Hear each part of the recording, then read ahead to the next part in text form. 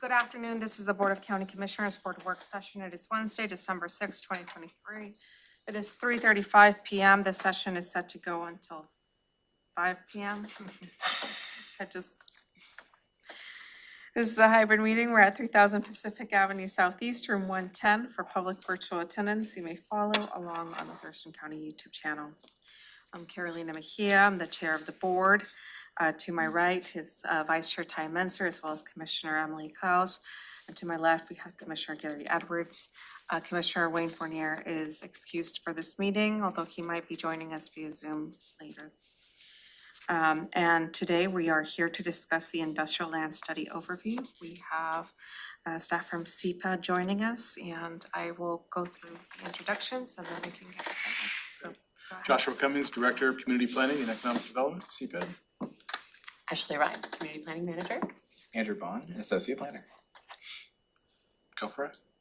Okay. So I am Joshua Cummings, the Director of CPAD, and I just want to take a few minutes to put this item in context. The industrial land study, we have had a consultant run all sorts of numbers and look at all sorts of data. This is an important piece of the puzzle for the board to make policy decisions related to how much land is industrial and where it goes. And I want to just preface this with an understanding that I know you, Board of County Commissioners and leadership, have had a very long day. And so putting this at the end of the day, going to the end of the day, we recognize is a little difficult, but it's important for a couple of reasons. A, this information is ready to go, and we committed to providing it to the board when it was ready. So that's A. And B, we have a contractual obligation with the consultant to complete this conversation in this year. We could amend the contract to go into the next year, but I think it, because we had all this information ready to go, and to honor those two things, we wanted to proceed.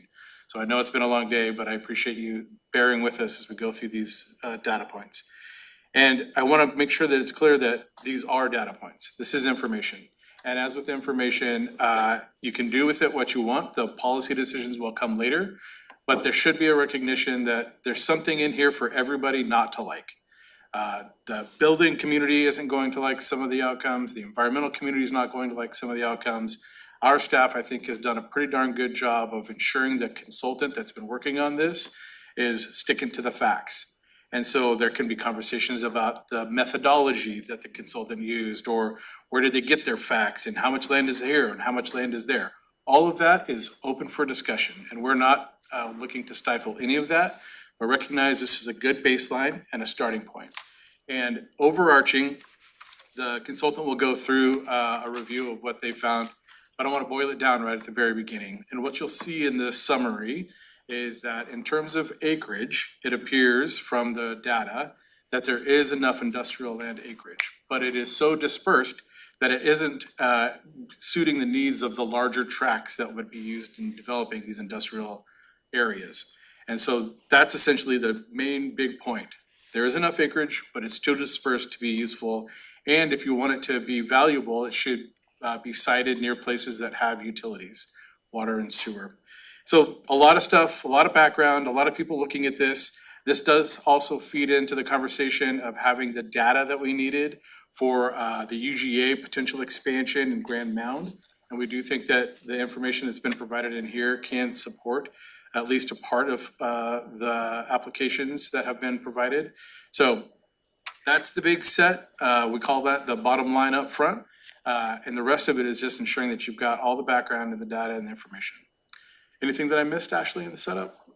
No, okay to introduce the project team. So Ashley Ryan, Community Planning Manager, and I wanted to introduce the folks that we have online here. This is our consultants that have completed this study, and they all represent the firm Mall Foster Alongi. So we've got Matt, Amanda, and Garrett, and I can let them do longer introductions in just a second. I did want to just reiterate, why did this study even get done in the first place? You may recall in 2021, we had a comprehensive plan map amendment rezone request, one that we were processing, and then one's being requested to be placed on the docket.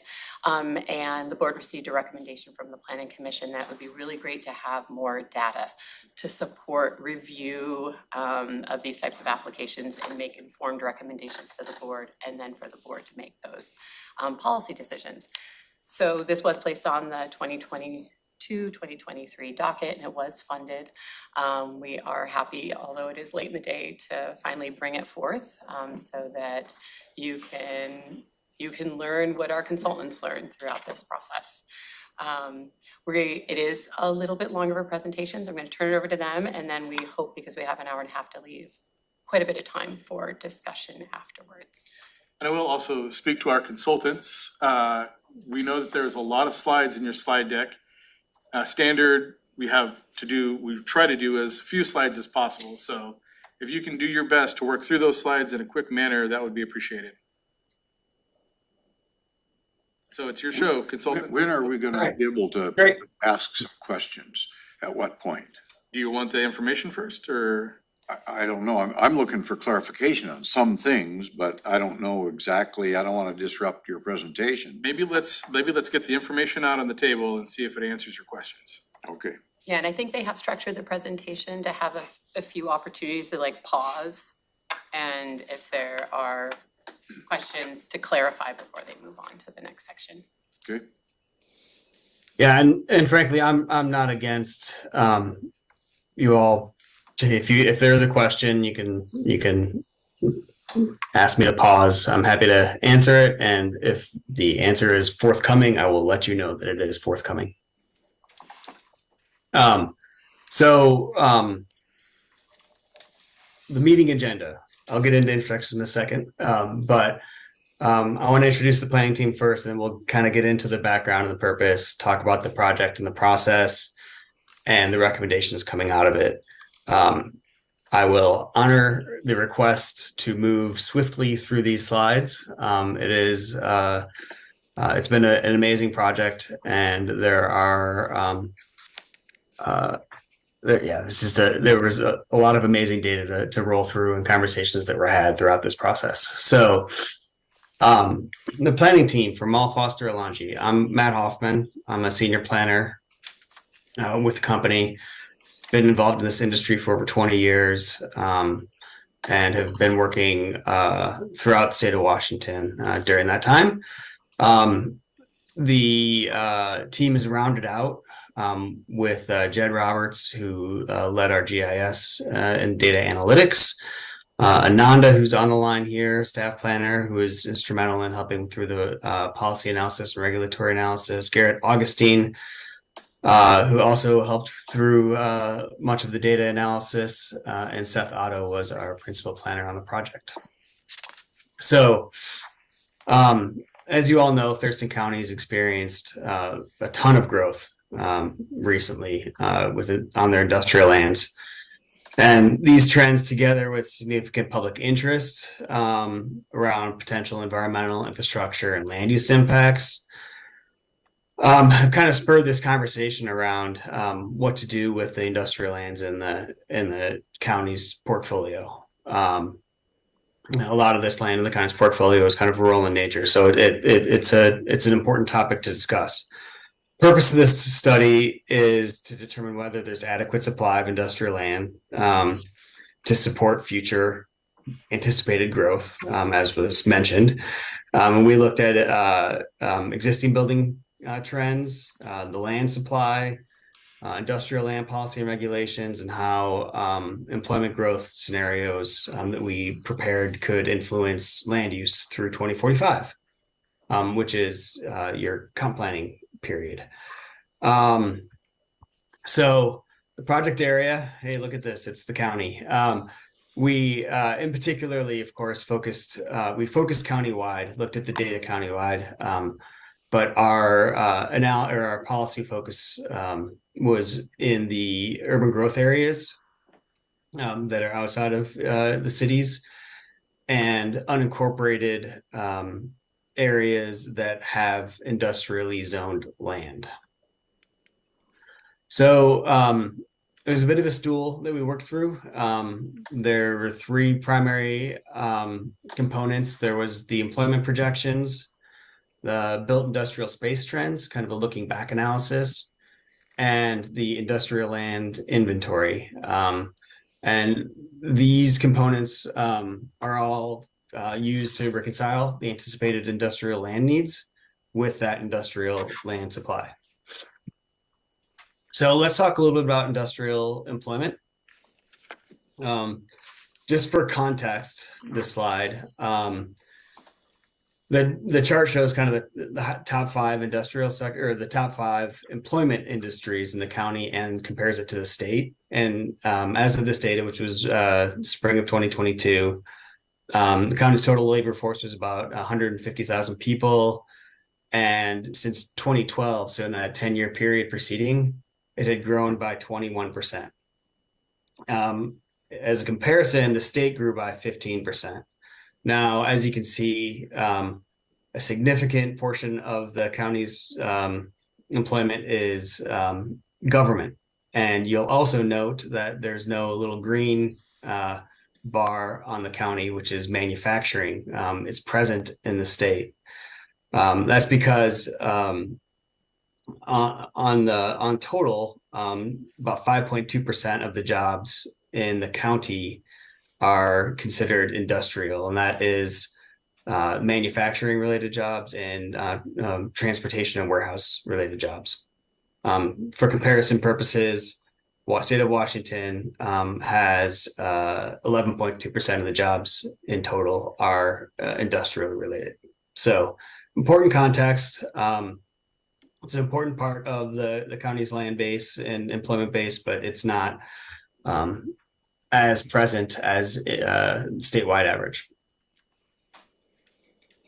So looking at some industrial growth trends, kind of looking back, employment in the industrial sector is growing in the county as well as across the state. And this table shows that industrial employment trends in the county compared to Lewis County and Pierce counties between that 10-year period preceding. And the county actually had the highest growth rate in manufacturing jobs at 0.9%. So it's not anything huge, but it did show that the annual growth rate, that's an annual growth rate, by the way, is relatively strong. Overall, and frankly, same with transportation warehousing at 5.5% annually. Pierce County grew at a faster rate, but compared to the state and neighboring Lewis County, those jobs were also increasing at a quick pace. And I guess what this doesn't, or I want to make a comment around kind of where we were in 2010 versus where we are in 2022. With that mix of industrial job or manufacturing jobs to the transportation jobs. So in 2010, it was about 3-to-1 manufacturing to transportation warehousing jobs within the county's industrial land jobs. But in 2022, it was about 1-to-1. So about 3,000 jobs were manufacturing and 3,000 jobs were warehouse distribution and transportation, kind of signaling that, I guess, supporting that annual rate of growth, where transportation is 5.5% and manufacturing is kind of just, increasing very slowly at just under 1%. So we conducted some industrial or some employment growth forecasts for the employment sectors, those two that I just mentioned, manufacturing and transportation warehouse. And we looked at it through 4 different scenarios. I'll let you, I don't want to spend too much time on this because I could talk a lot about this, but in short, we focused on 2 of the scenarios, the kind of the middle of the road manufacturing and transportation warehouse, where manufacturing would grow at a rate of around 1.1% per year and transportation warehouse around 4.4% per year. And then the low manufacturing rate of growth and the high transportation and warehousing, which resulted in a 0.9% annual rate of growth and a 5.74%. And for context, these are rooted in large part by OFM's 2026-2031 employment projections. And then we modeled these scenarios between 2031 and 2045 to understand what the potential land needs would be to support this employment growth, which is what this next slide features. So based on those rates of growth under that mid-manufacturing and mid-transportation and warehousing, there's approximately 1,300 acres that would be needed to support the roughly 3,900 jobs that would be created between 2022 and 2045 under that mid-manufacturing and mid-transportation warehousing. That's results in around 17 million total square feet during that period. And then under the lower paced manufacturing growth and higher paced transportation and warehousing growth, there'd be around 5,300 jobs created and about 24.3 million square feet. And the total estimated acres needed to support that building square footage is around 1,875 acres. I'll pause here and ask if there's any questions before we go on to the next section. Perfect, yeah, go ahead. Yes, when you talk about the land that is available, how did you make sure that it's there, but how do you know that it's available? And in what period of time may it become available? And I guess if you try to decipher the difference, what is the actual acreage that is available right now, not what might be available in 10 years? Yeah, great. I'm going to be talking about the industrial land inventory in the next section.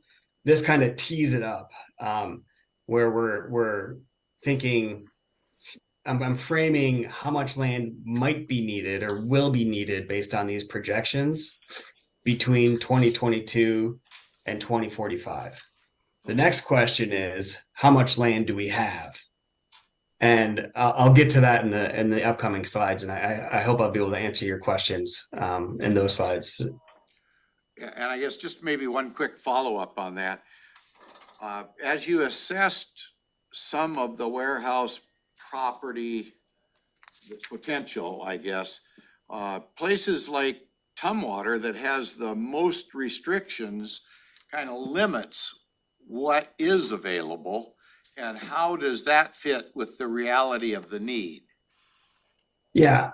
So this is countywide. So it's kind of agnostic to which city or jurisdiction, this development could occur in.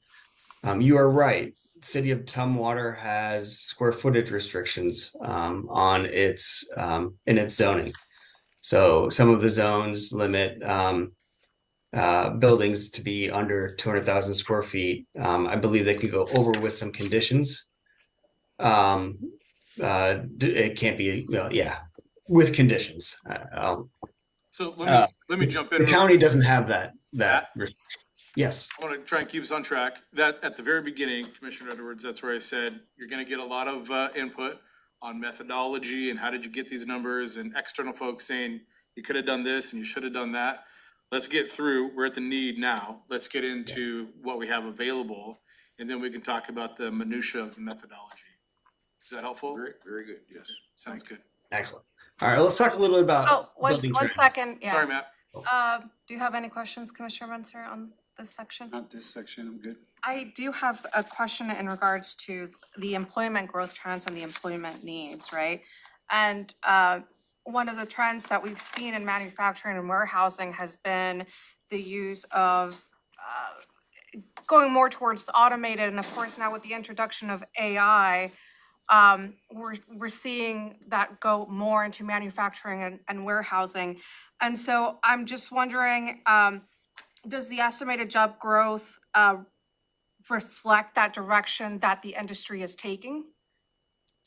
It does. So we based our, to I guess crack open the hood a little bit, to estimate the amount of building square feet that would be needed to support those jobs. we used what is a metric and the number of square feet needed per employee. And if you've got, say, 100 employees that are anticipated to be going into a new distribution warehouse, a transportation warehousing job, how much square footage of a building would that be needed? And the industry standard, it really ranges on the type of building, type of distribution warehouse. It could be anywhere from 3,000 square feet per employee to a fully automated building could be, over 10,000 square feet per employee, meaning there's a lot of space and not a lot of employees. And we used, based on our analysis, 5,000 square feet per employee, which assumes a relatively low employee utilized into warehousing space. So you gotta pick a number, and so 5,000 square feet per employee is the number you picked as a baseline, Correct. which does take into account AI and automation and robots in an Amazon warehouse and that kind of thing. It accounts for a building that warehouse and distribution building that doesn't yes, that is more automated than not. Okay, thank you. Yeah, I'm not seeing any. I guess maybe one more that you might address or maybe not, and that's the Endangered Species Act. How did you play that into your equation? I haven't gotten there yet in this report, but in short, and I'll let staff maybe take this as well, but the county has the Endangered Species Act and the impact it has on land utilization is a combination of kind of the environmental policies and the engage in the community outreach that needs to happen, as well as the protection of that land. And the county's addressed that with its habitat protection program. And so we've identified it as those are areas where development on the land is more complicated and more costly than areas that don't have that habitat protection area. A similar example would also be floodplains. Those are difficult to develop in. You could develop in a floodplain, but you have to bring in soil. There's an additional cost, an additional time, and an additional risk associated with it. So we've identified the lands that are impacted by the habitat, but you'll see when we get to the land, they haven't necessarily been removed from the land inventory. How about like in Tumwater, though they don't have their HCP in place yet, have you estimated when that's gonna take place? Cause they've got, I don't know if it's the majority of industrial lands available, but they're being held up, and for how long? Yeah, our focus on that aspect of it was the county's land inventory. Oh, okay, so you didn't take into consideration the municipal property? We did, but whether or not it would be developed or, it's still under the same auspice of challenging to develop property. Is that the same for the Port of Olympia? Port of Olympia, we actually, I'll get to it, but we excluded the peninsula property. But then the airport area also has habitat. It also has property that has other conditions related to ownership and how it was transferred, FAA restrictions and whatnot. Again, it is possible to develop on those properties. They're just a little more challenging. And yeah, and the port can be flexible. They if it's outside of the FAA restrictions, not the overlay, but it's kind of ownership restrictions. The port can choose to typically sell or lease land, ground lease land. There's pros and cons from a developer's perspective on both. Let's thank you. That's a good attempt at that answer. but let's keep moving forward because we're still hitting on the, where's the acreage? So we got Yep, all right. everything we need. Let's get through it. Okay, so real quick, development trends, everyone here is feeling this. Vast majority of industrial land or industrial development, building development has happened in incorporated areas. None of this is surprising to you all. There's two observations here that I want to mention. The incorporated industrial development is happening along the I-5 corridor and near highway interchanges. And then also looking ahead, a lot of the planned developments that are kind of being discussed have been introduced to the city or been marketed. It's important to note that about half of that, at least half of that, frankly, is in either a UGA or unincorporated area, signaling that there's kind of more development activity that's going to be shifting towards the county's portfolio, while continuing to see development in the incorporated areas. But it was just kind of interesting to see that we're starting to see more development kind of outside of the city limits. This shows industrial construction pretty much since the beginning of time here in the county.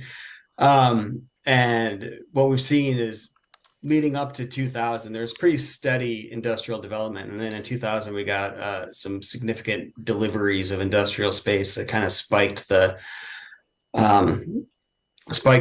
bars there. And we saw then beginning in 2018 or 2020, we started to see some other big spikes along with some distribution buildings that were just developed. The solid black line is the 10-year rolling average of industrial space that's been delivered. And kind of the punchline here is over the past 10 years, between 2023 and 2013, there's been an average of 831 square feet delivered countywide. A lot of that has been, as we'll get to, in those kind of larger buildings. So speaking of the larger buildings, about 38% or just over 9.3 million square feet of industrial space is concentrated in 13 warehouses and distribution buildings that are sized 250,000 square feet or more. And 5 of those buildings, totaling 3.8 million square feet, have been built since 2018. So a lot of big buildings being built, as you all know. Since 2018, the county overall has seen 6.4 million square feet constructed. And that's, that past 5 years, that's 6.4 million is about 26% of the overall industrial inventory. So a lot's happened and in the recent past here. But it is important to note that there's been about 48 buildings built during this past 5 years. Totally, in that 100,000 square feet or less category. So that's about the total amount of square footage there is 770,000 square feet. And on average, it's about 1,600 square feet per building. So these buildings are important to the overall kind of industrial economic base for the county. This is where a lot of the light industrial and manufacturing jobs can be located. So it represents only 12% of the total building square footage that was built in the past 5 years, but it's a valuable 12% in terms of providing job space for manufacturing jobs. Just to underscore development trends, we've seen this, but it's just great to see the Hawks Prairie example of before and after 2022 and 2020.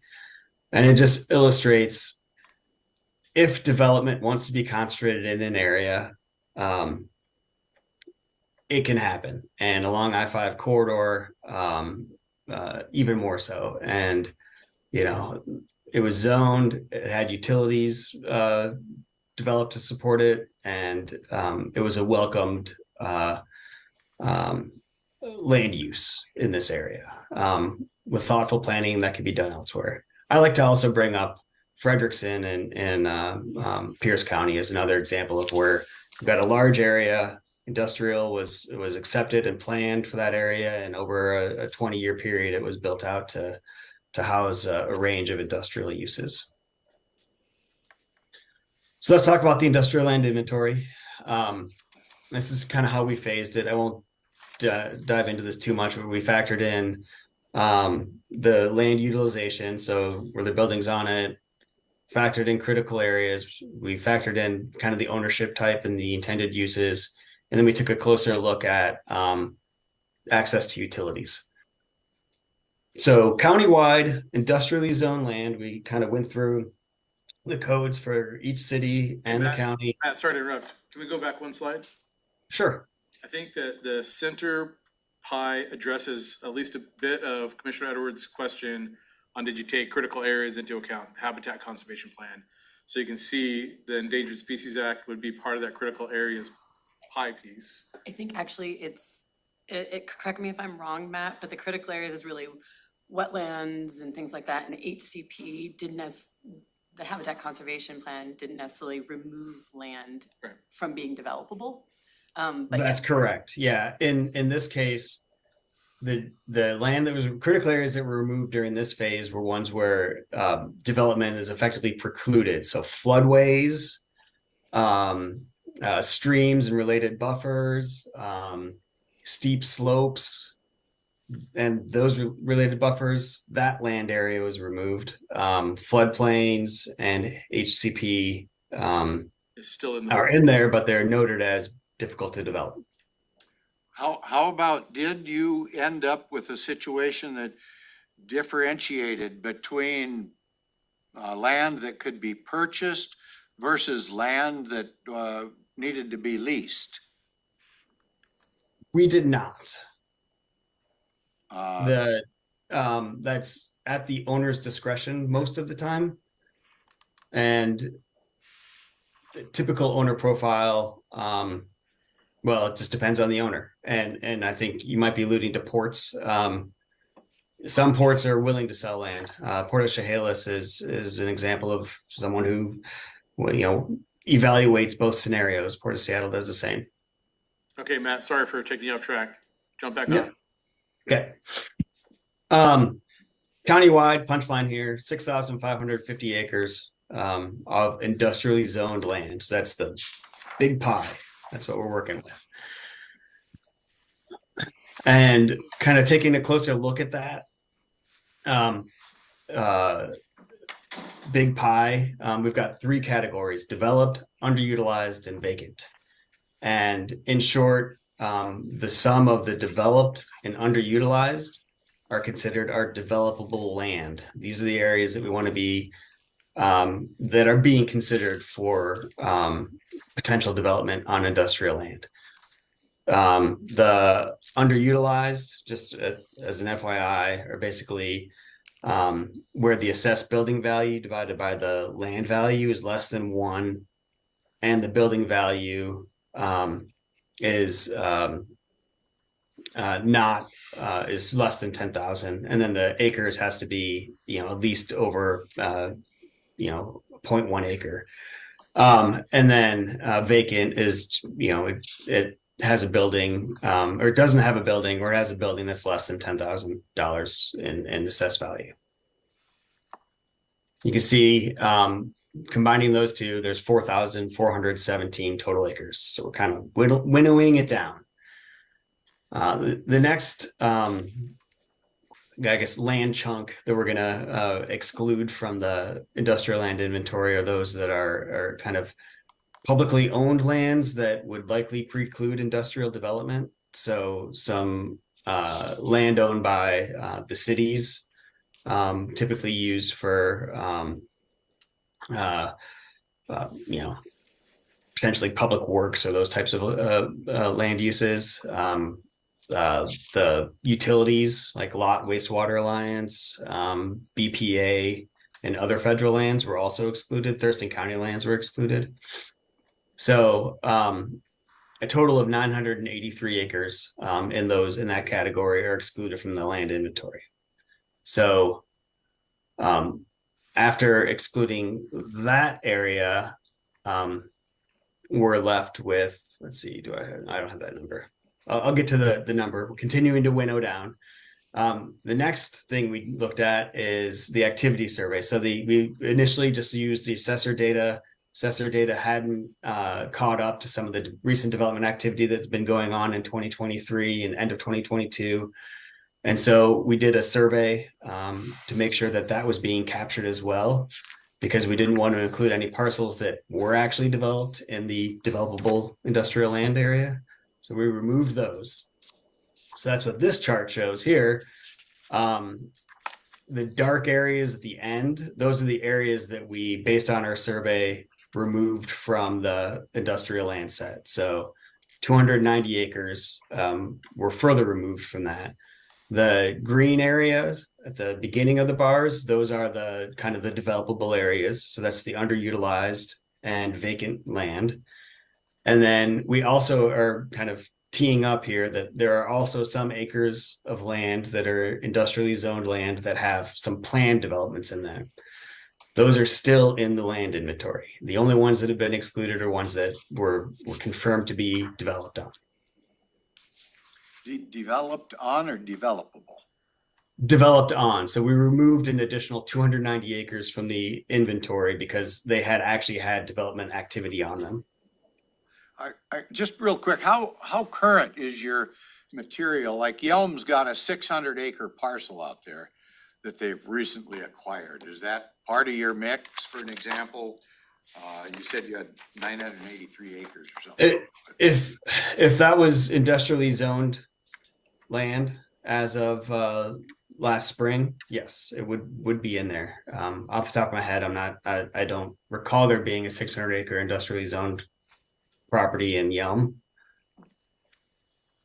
Okay, thank you. Yeah.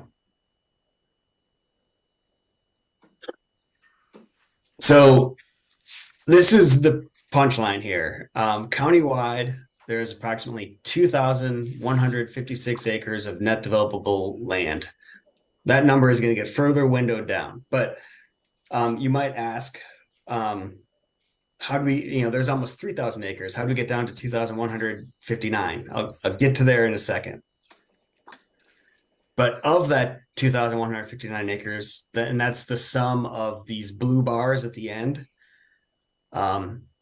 you can see that 71% of it, or 1,525, are in a city, and 634 or 29% are in a UGA or unincorporated. 526 are in a UGA, for example. So the bulk of the inventory is in the incorporated areas. So how do we get from the 3,000 down to this 2,159? So we excluded from this the Ports Peninsula land in Olympia. We excluded the 188 acres of industrially zoned land owned by the Nisqually Indian tribe that fronts I-5 in Lacey and has stated plans for a casino and mixed use development. And then we also excluded land that's owned by the Washington State Military, where they built their readiness center. Vacant land to the south was confirmed. It's about 50 acres. To also have future plans. So we excluded that. So that resulted in an additional 533 acres being removed.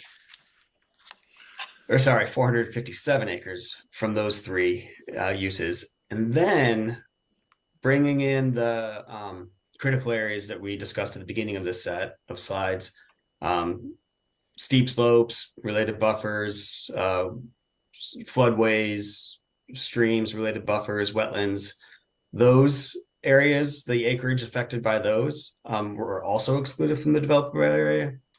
And that resulted in a reduction of 533 acres. So that's how we've arrived at this number of 2,159 acres of net developable industrially zoned land countywide. You paused, so I guess if you paused, you took a breath, Yep. I gotta ask a question. So did you take into consideration rail access and, major thoroughfares like I-5 you mentioned. Did you go outside of those boundaries? Did we go outside of the UGA boundary? What do you, No, just those sorry, the boundaries industrial- that, like Grand Mountain, for an example. Hmm. You know, you've got rail down there, Yeah. you've got, I-5 down there, Maytown. Yeah. Couple places like that. Rail was included in the, we have that layer and we identified lands that, I mean, actually, you just mentioned the two, Grand Mountain and Maytown are areas that have the rail going right through it. And that is a benefit. It's also, the rail is pretty close to the highway as well, which also, the rail is close to the highway where it is industrially zoned. Which is also a good location for industrial development to occur.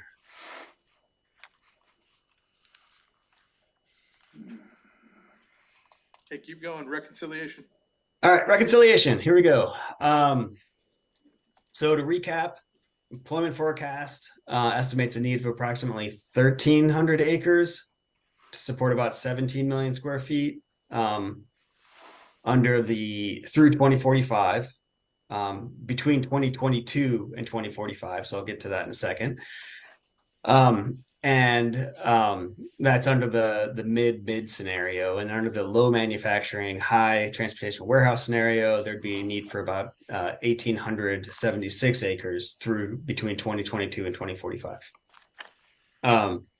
So we adjusted that down a little bit because of that development activity in 2023 that we cited, I cited in the previous slide. So, the employment growth scenarios, and let's see, hold on a second. Yes, so there's about 999, well, about 1 million square feet of new industrial space on 83.4 usable acres that are either to be completed or were completed in 2023. So we lowered the land needs and adjusted it to be the industrial land needs between 2024 and 45, as opposed to 2022, because now we want to know how much land do we need to support industrial development, given the fact that we've already seen development happen during that kind of forecast window. So after this adjustment, approximately 1,230 acres to about 1,793 acres would be needed between 2024 and 2045 to support the forecasted employment needs. I want to talk a little bit about the planned developments. There's a number of planned developments in the county on industrially zoned land. Most of them are for industrial uses, though there are some that we're tracking that are for non kind of manufacturing and warehousing uses. And you can see in the UGA, there's actually a lot of planned square footage and then unincorporated versus the incorporated. Huge caveat, 2 of these need significant work in order for that building square footage to be developed. The Black Lake Quarry, which I'm sure was discussed earlier, needs to be rezoned and would require a UGA expansion. So remove that from consideration. What we've dubbed the Tumwater UGA Distribution Center, a portion of that project also needs to be rezoned. Both of those have capacity for a substantial amount of industrial square footage, but the land is not ready, and it requires deliberation in order for it to be ready and public process. What does that mean? What does not ready mean? It doesn't have the- It's not ready in that from a regulatory standpoint. It's not zoned to support industrial in both of those cases. And in the Black Quarry case, it's not a portion of it, a significant portion of it is not in the urban growth area. That needs to happen in order for those projects to be actionable. Matt, 1 second. Ashley's gonna jump in and talk about the docket item that relates to that to help connect the dots for Commissioner Edwards. Yes. Thank you. So this is the phase 2 Grand Mound UGA expansion, which includes the Black Lake Quarry request to have the remaining piece of their property that's outside of the UGA pulled into the UGA and then rezoned to industrial. So remember back when we've been saying we needed the data from the industrial land study to justify the conversation at the Urban Growth Management Subcommittee of the TRPC to allow for a recommendation for this rezone to happen for Black Lake Quarry? Remember back when we said that? Yep, you'll probably have that done next week. It's happening right now. What we said was gonna happen way back then, it's happening right now. Good. This is that moment. Does it matter? Okay, I have two questions. One is on Black Lake Quarry, there's industrial zoning outside the UGA. So does it matter? And they've got alternate requests, expand the UGA or rezone. Does it matter? I mean, because why would they, is there something that they can do if they're pulled in the UGA that they can't do if they're just rezoned right outside the UGA? Utilities. We can't provide utilities Outside of outside. UGA, Okay. no. But they've got alternate proposals, so they must think that they can make use of a rezone outside the UGA. That would be for That'd be them. up to the Then- landowner okay. to, And on the second one, I've never heard of Tumwater UGA Distribution Center in terms of county business. So it says that there's a rezone needed, it's in the UGA, we'd have to do that rezone, right? Have they not filed? Like, why does he think this is a planned project, but we don't know about it? so with the first one, Black Lake Quarry, we were also like surprised that it was in here. They actually came in for pre-submission conferences with our building development center to try to ascertain For what. Tumwater, you mean? We know it for Black Lake Quarry. Matt, do you know if that's what occurred with the Tumwater UGA distribution center? Yeah, it was on the list that was provided. And it's a property that's owned by a university trust that is looking to, this is some speculation on my part, but looking to potentially build a industrial portfolio to kind of bolster its portfolio. So no rezone request has It's- been yeah. submitted. Yeah, or no allocated. reason, but the properties that were included in it have, it's a portion of them are not zoned to provide support industrial development. So But it's in order for them to- it's light green. It's in the UGA. it's in Tumwater. That's what the light green means. I think that the whole bar, I get that, I see that, but the whole column says in UGA, which is a little confusing. And it's called Tumwater UGA Distribution. Well, it's in a UGA. Is it a city project or a county project?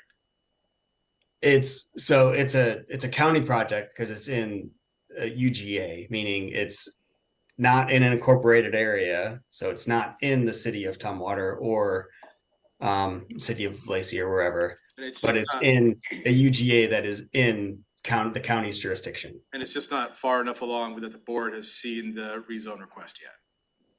Is it even in our docket? No, it's, That's so what now, I'm saying, it's not even there yet. it's probably a landowner that went to the Building Development Center to get a pre-submission Yes. conference to understand all of the applications that would be necessary. At this point, nothing has been submitted for the board's consideration to be placed on the docket.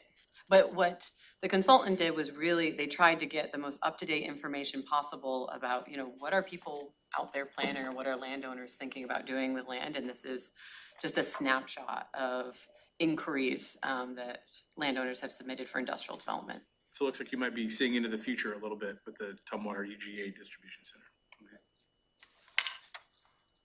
So, well, go ahead. Yeah. You took a pause. When you take a pause, I come up with a question, so. I love it. Yeah. Well, so after excluding those two projects, so, strike those two big chunks out. Those two columns are about 50-50. They're about the same height.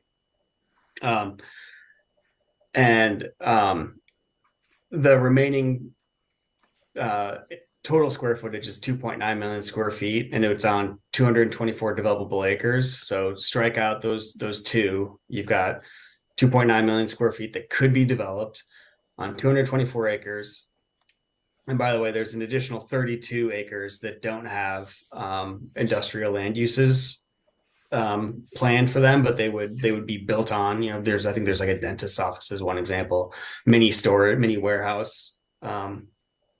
Those are also, you know, a public storage type facility. Those are also there's a couple of those. So if we were to deduct that 256 acres combined, that we would reduce the countywide industrial land inventory to 1,900 acres. So that's really kind of where we're at right now. So between 2024 and 2045, there's about 1,900 acres countywide of industrially zoned land. And the breakdown of that is 473 acres are in the UGA, 102 acres are in unincorporated, and 1,327 are in incorporated areas. And this all then the next question or sets of questions are, you know, are they surface utilities? What are their size? Do they have, you know, do they have good access, rail or highway? You know, those are the big questions. And so real quick, this table summarizes that reconciliation. So right now on the demand side, so we've now accounted for some new development that happened in 2023. So we need to kind of take that out. So, you know, in this slide, we said there's 1,900 acres of industrial land. And here we need to adjust the need for land based on the employment projections, because we're assuming that this new industrial space that was built in 2023 also accounted for some of those jobs that were in the 2022 to 2045 projection. So we're now looking at between 2024 and 2045 a need for 973 acres in the mid-manufacturing, mid-transportation warehouse growth scenario, up to 1,537 acres under the low manufacturing, high transportation warehouse growth scenario. So if you recall, right, the introduction to this, indications of this data suggest that there are about 1,900 usable acres countywide, and there is a need for between 975 and 1,537. So on the surface, it sounds like there's enough industrial land to support this demand. There's other things that are commonly applied in a industrial lands analysis, and that's a market factor, which would further reduce this inventory about 15%, because the market might not react favorably to all the land that's in this inventory. Some of it still might be further out. They just might not care about it. But I do want to talk about some of the other key factors that play into whether or not the land is attractive to developers. And there's access to utilities. And so of that 1,900 acres, 1,150 acres are what we're calling kind of utility ready, meaning they have access to water, sewer, and stormwater within, or in power within 100 feet. So that's just saying there's a line that is roughly 100 feet from a parcel. And so that's 620 acres total are kind of that utility ready, and 522 acres needs one of those utilities brought to it. So it needs one of those water, power, or sewer brought to it. And when you look at those two categories, utility ready and needs one primary utility, 130 of the 628 utility ready are in a UGA, and 26 kind of need one of those, need some investment in utilities. And then those that lack at least two utilities, so there needs to be some costly investment that would need to be made to activate those. You've got 53 total acres, with 317 acres in a UGA and 102 in unincorporated. So there's a lot that a lot of the counties, a lot of the county's industrial portfolio is lacking in utilities. Is the punchline here. The other factor that's important, especially when thinking about having a diverse industrial land base, is the size of your parcels. And important observation here is, of that 1,900 acres of industrially zoned land, there are none that are more than 40 acres in the UGA or in unincorporated Thurston County. So that kind of limits those large scale industrial developers that are looking for land to support multi-phased large scale industrial development. Parcels that are 20 to 40 acres also limited acreage in the county's portfolio. So 96 acres, and they're all concentrated in the Tumwater UGA, and they lack utilities. So in order to make those, more marketable, utilities would need to be brought to them. And then there's the parcels under 20 acres, and these are kind of geared towards, small scale transportation warehousing, but more on the light industrial manufacturing. And there's 456 acres in the UGA, or unincorporated Thurston County, and only 130 acres of those in the 20 or under acres bin have utilities ready to them. You took a breath. Does that mean you're ready for a question? Oh, sure. So of the numbers that you're giving, do you know how many of these properties or acres are actually available for sale? I mean, maybe some trust owns them for some future endeavor. How many are really available to utilize? That's a great question.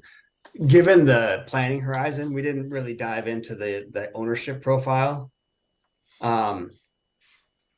So I can't really say how many of them are, ready to go on the market. Well, I did look at, a brokerage, the CoStar, to see how many of these properties are available for sale.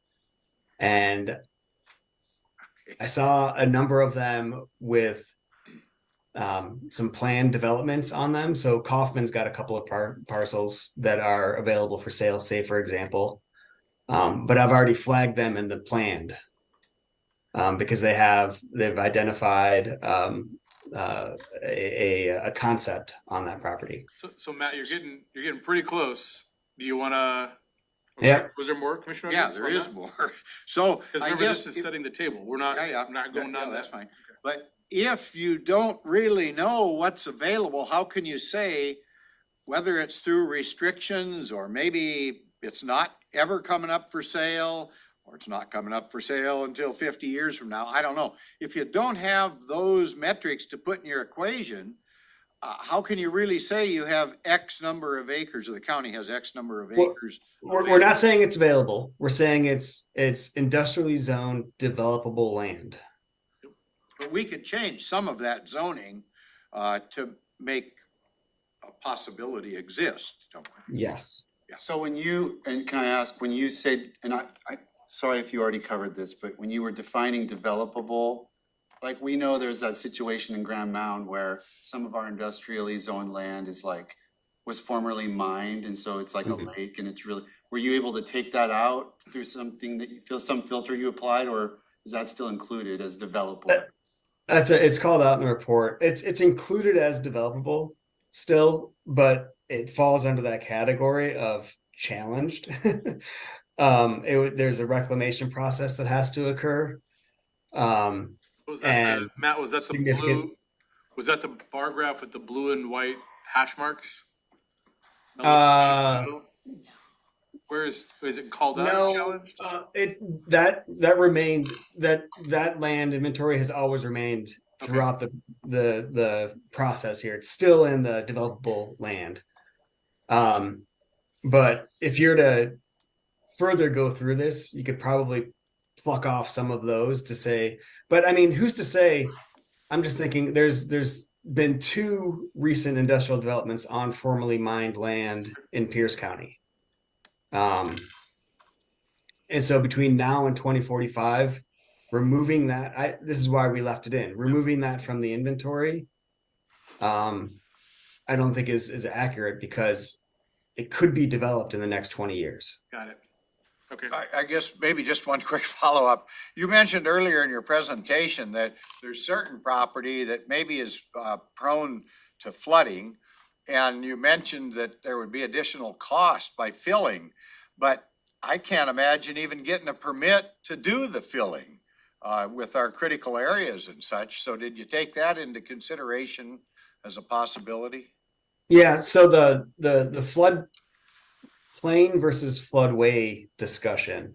Floodways are you just can't develop on them. They're critical for the function of the streams and to control flooding.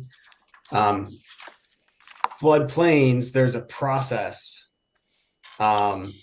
for developing in a floodplain, and it's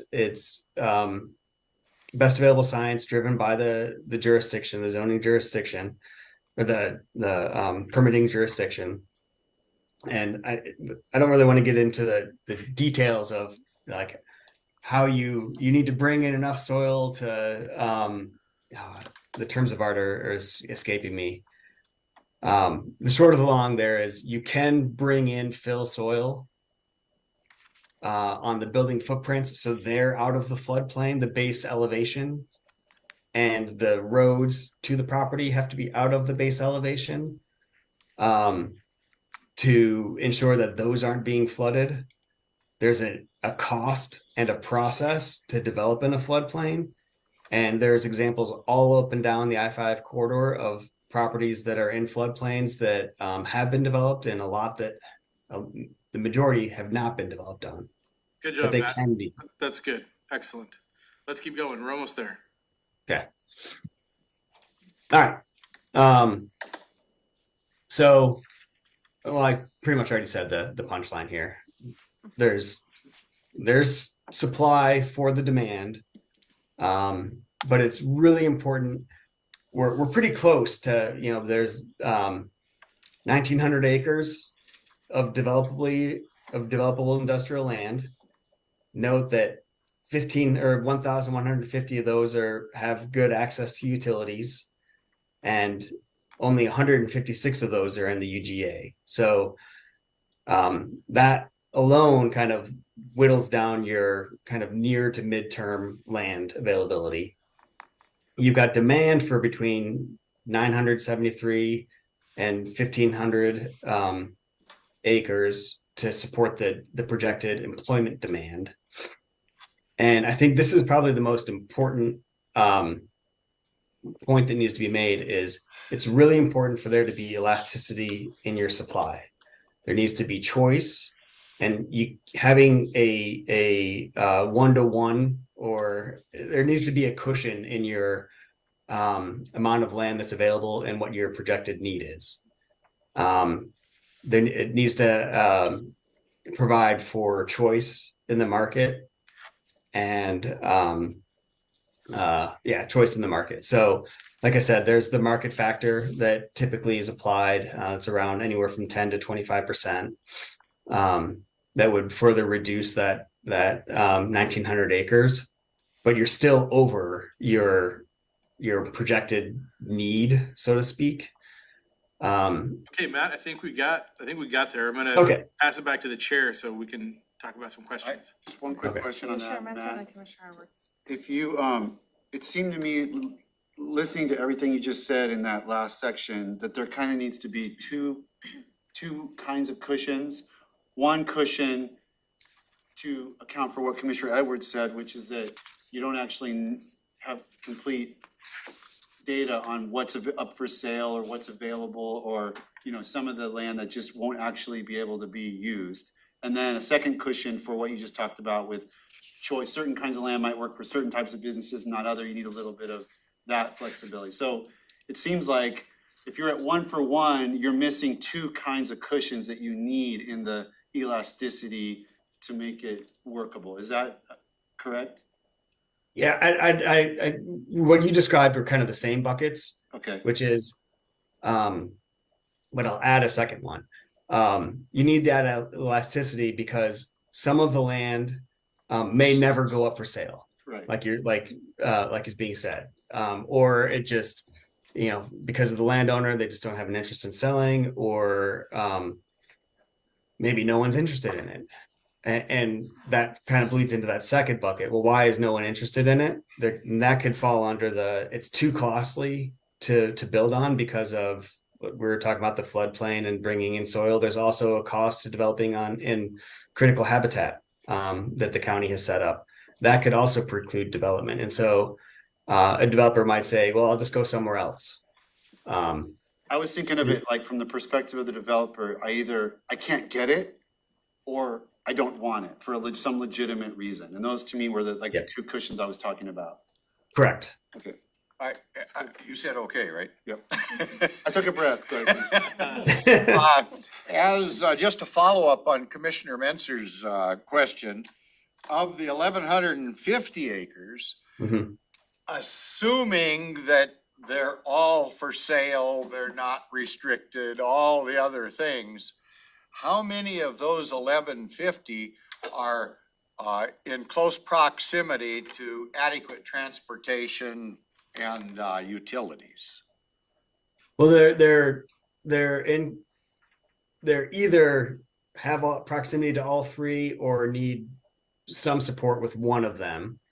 So, and I think, by Matt, let's do you have the answer in the executive summary. 156 acres are served with utilities, 130 acres are fully served, 20 acres are in need of either water, power, or sewer. All the land is within the UGA. And then if you look at the recommendations, it starts with your 1,150 acres are utility ready with water, sewer, and power nearby, some level of investment needed. And then back to the transportation issue, we can address that too, but it's there in the recommendations. yeah, and most of this industrial land is near an arterial or I-5. So one of the major questions, is it available? I guess and you don't have that equation in your criteria, it doesn't look like. When I say available, you don't know if it's for sale or not, or if somebody's hanging on to it for future projects. So let's go back to the original intent of this exercise. It was to see if we had the right zoning in the right places. Okay. Not whether or not we were gonna go out and buy industrial land or. No, but I mean, it all is part and parcel. Right, and so the whole thing is about, do we have the zoning in the right spots? That's our charge as the government. More to come, it sounds like, huh? Oh, it was just more that we're dealing in the land of projections. So even if it's for sale today, we don't know if something's gonna be put on the market Sure. next year, 5 years from now. So it's a really difficult thing. Did you Right. want Okay. something? Matt, I would just say, let's dive into the recommendations.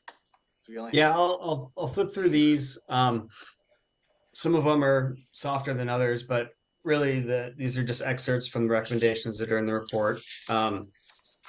You know, and this is a soft one, but you've got the tools now. I'm working on transferring over the data to staff for their use.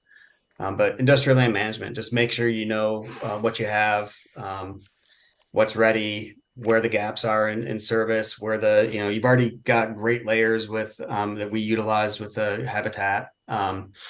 But you can use that information with kind of working through your UGA expansion questions and rezone questions. On manufacturing uses, a couple of recommendations that came out of this.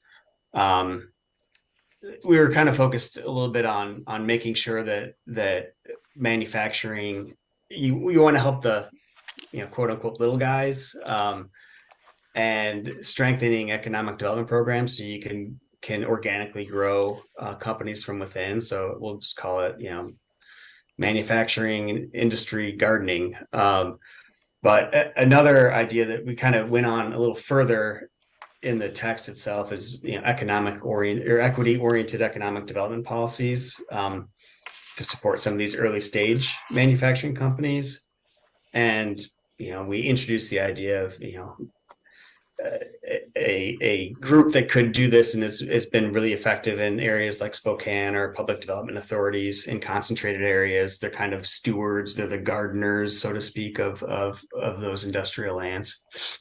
So those were a couple of the manufacturing recommendations. On the distribution and warehouse, really, you want to be focusing on locations that require access from primary arterials, and that the reasons are proximity, neighborhood, pollution, limiting pollution, those kinds of things. Right now, it's a half a mile from an exit, and we recommended increasing that to a mile. And that's a function of helping to accommodate for that upper end of the industrial job projection. That's something that can maybe be explored as time goes on, maybe a later term action. But then there's requiring conditional use permits so that you can be addressing some of the public health and equity concerns in high risk areas. So those are areas that are maybe outside of that buffer or at the edge of those buffers. Yeah.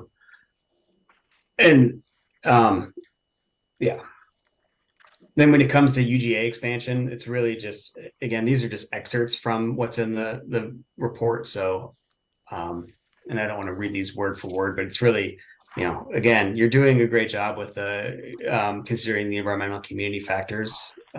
That's critical going forward. And then the other is all about the utilities. And if utilities are near those UGA expansions, that's, as was discussed earlier, to get the utilities, you need to be in a UGA.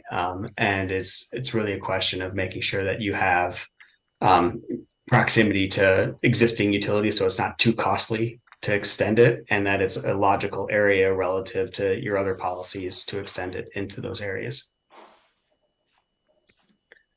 And then the final set were around some of the House Bill 1181, which is the House bill that created updated the RCWs to require a climate element in your comp plans. And so we just provided some recommendations on some considerations for those based on what we found in our study.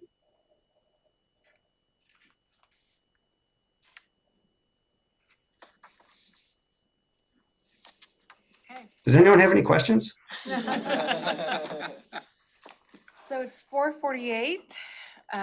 You have 12 minutes for questions. If we ask too many questions, we're gonna get beat up, and that's how come I got my questions in already.